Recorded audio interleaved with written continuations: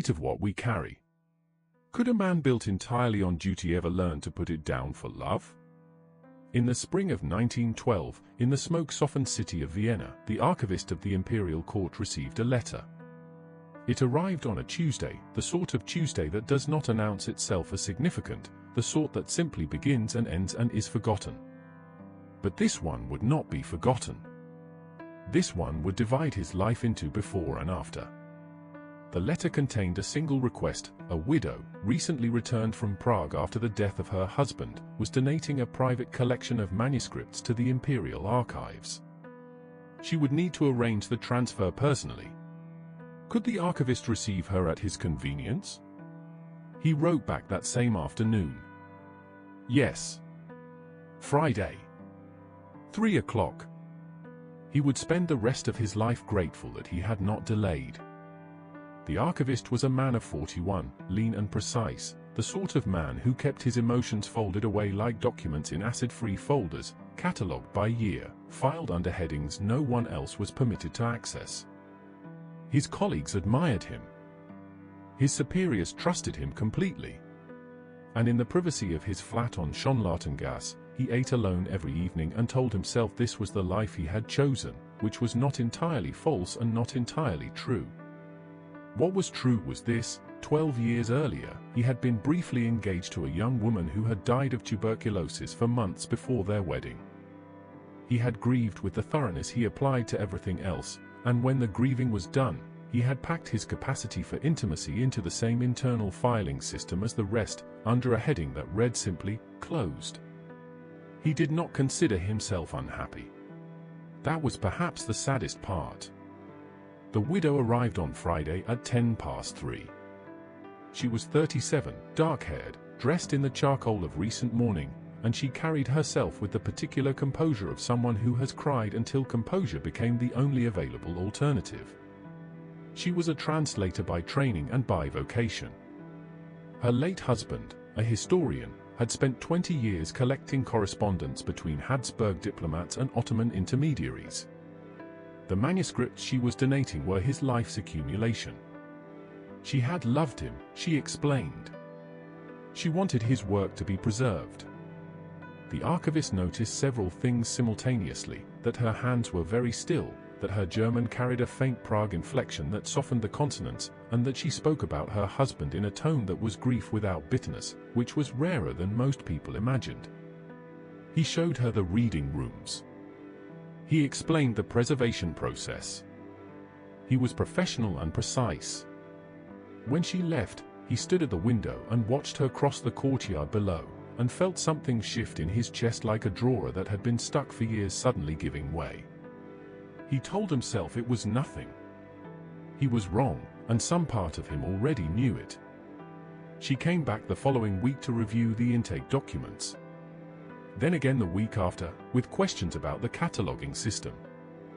He suspected, eventually, that some of these questions were not strictly necessary. He did not mind. He began leaving an extra chair beside his desk on the afternoon she had said she might return. He stopped eating alone on Tuesdays.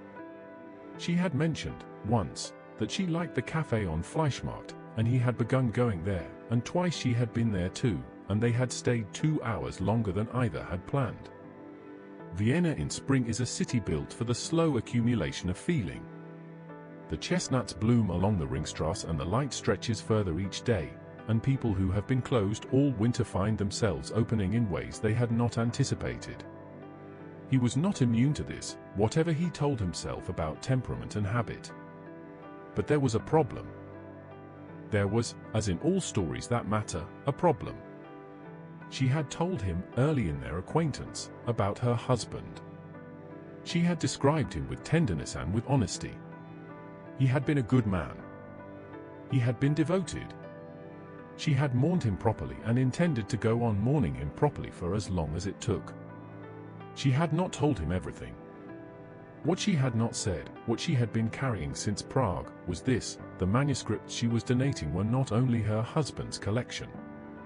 Tucked inside a leather folder at the bottom of the second crate, wrapped in cloth she had placed there herself, were 17 letters.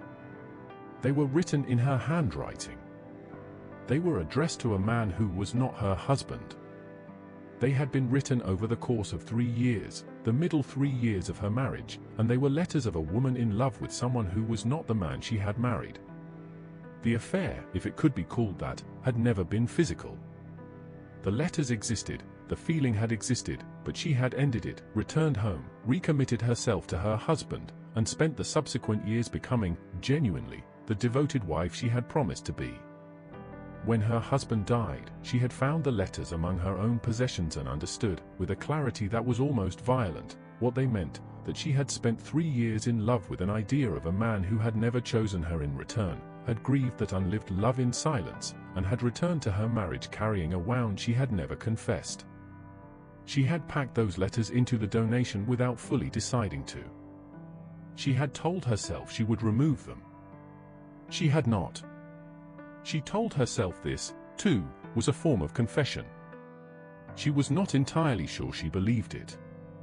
The archivist found the letters on a Wednesday in early June. He recognized her handwriting immediately. He had spent months with her handwriting on the donation forms, the intake documents, the small notes she sometimes left when she returned materials. He sat with the folder in his hands for a long time. Outside, the Hofburg was golden in the afternoon light. His office was very quiet. He read them. He did not read them to pry. He read them because he was an archivist and the letters had arrived in a collection and he had not known, and then he had known, and by then it was too late not to know. And as he read, something happened that he had not anticipated. The letters did not diminish her. They deepened her. The woman who had written them was someone in agony, someone fighting against herself, someone who had made the harder choice not once but repeatedly, over 3 years, until she had finally made it absolutely. The letters were not evidence of a betrayal. They were evidence of a struggle. He understood something, reading them, that he had not understood about himself. He had been waiting for proof that she was uncomplicated, that loving her would be safe. He had been waiting, in other words, for a guarantee that no feeling person could ever provide. He put the letters in his own desk drawer and went home. He told himself he would decide what to do with them later. She arrived the following Friday and he was not at his desk. His assistant said he was unavailable. She left. She came back the following week. He was there, but he was different. He was the archivist again, fully and precisely, the way he had been before she had come into his office with her still hands and her softened consonants. He answered her questions about the collection. He did not ask about the cafe. She walked home along the Ringstrasse, watching the chestnuts drop their blossoms onto the pavement, and understood that something had changed without knowing what. She wrote him a letter. Not a sentimental one. A practical one. She would be leaving Vienna in August. She had an offer to work in a translation office in Zurich. She had not yet decided, but she was considering it. She wished him well with the collection. He read the letter 3 times. He put it in the drawer beside the 17 letters she had written to another man.